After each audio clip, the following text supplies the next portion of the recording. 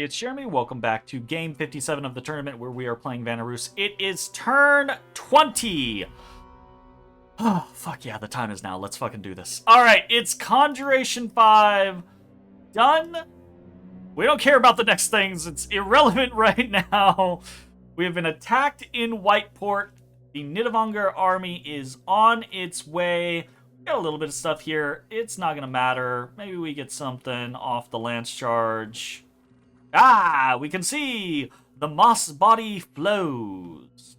So, that looks to be like that is his whole play. So he's got a bunch of his Wolf Clan Seafarenders just tossing moss body, and that's gonna be an annoyance. It's going to make these Nidbatheds quite annoying to deal with. It's basically like kind of giving them an extra life on their already like bunch of extra lives. But that looks like that's all he's really doing. And so honestly at the end of the day, I'm not that worried about it. Pretty excited. Fingers crossed. He is kicking with 136 units. We got an unexpected event. Hey, air gems. Unexpected event in Sawnorth. Get 9 air gems. We're going. What else is going on? We'll have a palisade in Belmar this turn, and we're recruiting more Vanarusian sages and Chud Herdmen. We're recruiting another Vidyema. All of that is irrelevant. Everything at Whiteport. Pull the trigger. Go now. So we're sending everything except for our Firebirds. We don't want to lose the Firebirds. They could be a long-term win condition for us. Not 13 or 12 of them, obviously. How many? Not 13 of them, obviously. But, 100 of them, that could actually be a win condition later on down the road. 100 not really a win condition, but you get my point, right? It starts leading into a win condition.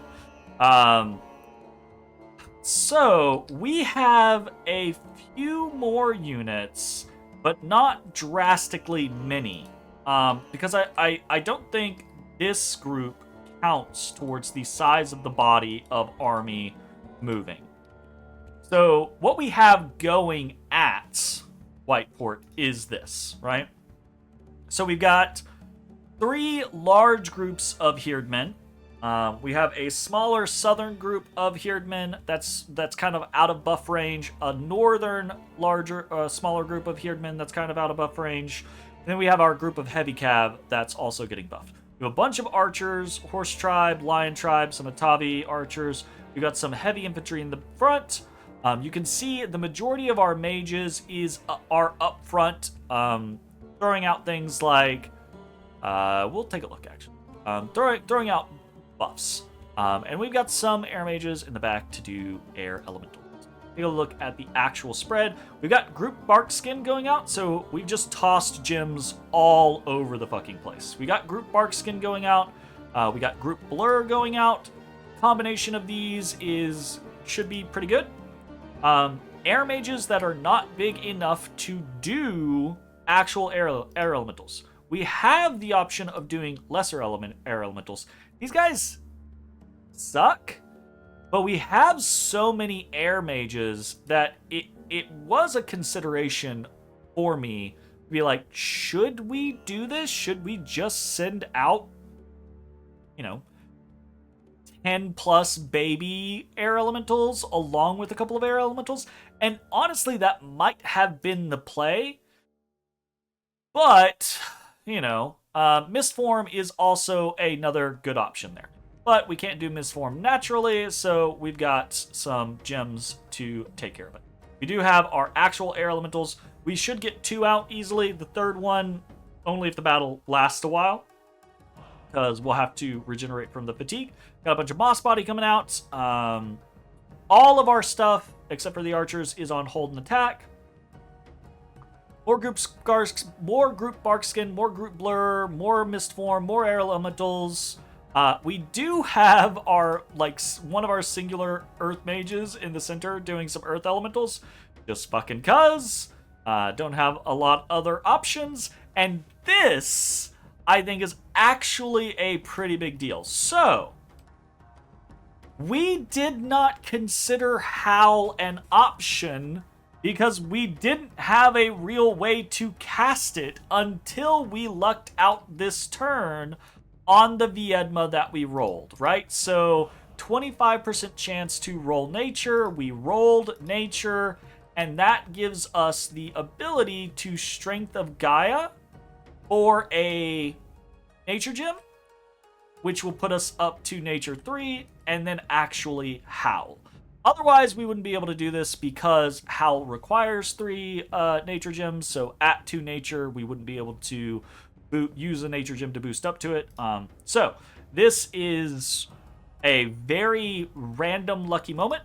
Howl in Whiteport is not going to be that big of a deal, but it is extra bodies that will mean the fight goes faster for us, and it means less of our units will die. Even if it's lesser than it would be in a forest, it's still going to be a big deal for us because we want to come out of this as good as we can on the other side, or else, it makes it all kind of meaningless if we lose 3/4 of our army here. And we gotta march up, and he's already reinforced, right? So, hopefully, that will not be a problem. Fingers crossed. So we got Howl, luckily, out of here. We got more group blur, more air elementals, and our god is going to be up in the cav section doing body ethereal. So, mostly what we have is on each section we have some group barkskin and group blurs, as well as some mist forms. So that's in pretty much each of these sections. Up here we have group barkskin, we have group blur, we have body ethereal, we have moss body, and I think we have some mist form. Obviously, we're not going to hit all of the units that we are aiming for, but the goal is to make the front line of Chewed Herdman pretty damn resilient to being killed, and then hopefully have this hold and attack rear heavy cav squad be fucking thick. Now, it might not matter at the end of the day. It might have been better to put those buffs on the Herdmen. They're the front line. They're more blendery. They're just better in general than the heavy cav are anyways. But it's where my brain went, so don't scream at me. Like I said, I'm very confident that we're gonna win this fight. The question is where does the fight happen? Does the fight happen, right? Because if we attack into Whiteport and he goes for Griffin Rock, well, fuck. Two ships passing in the night, and that is just not good for us. So,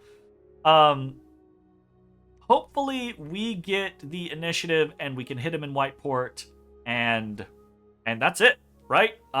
Everything else that we could potentially do depends on this concept. And this is a big deal because this is probably, we still have eyes in some of his territory. I don't think he has another fortification up. He has a temple in Amber Fields, and Amber Fields is a very good position to, I think, be another fortification. But I don't think he has another fortification up.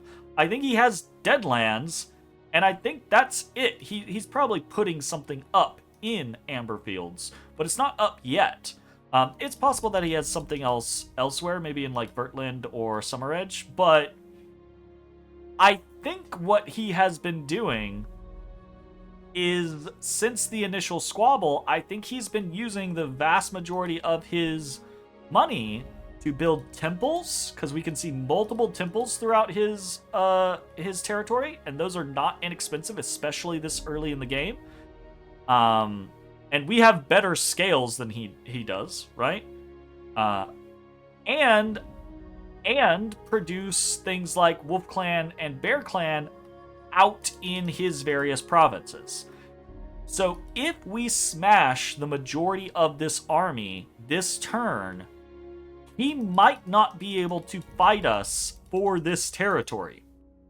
And if he can't fight us for this territory, and we can actually take it and hold at the bottleneck of Gentle Woods and, Starthenthorm, Cursed Land, etc., then we could actually be back in this, right? It would be a slow and arduous crawl, but we could actually be back in this.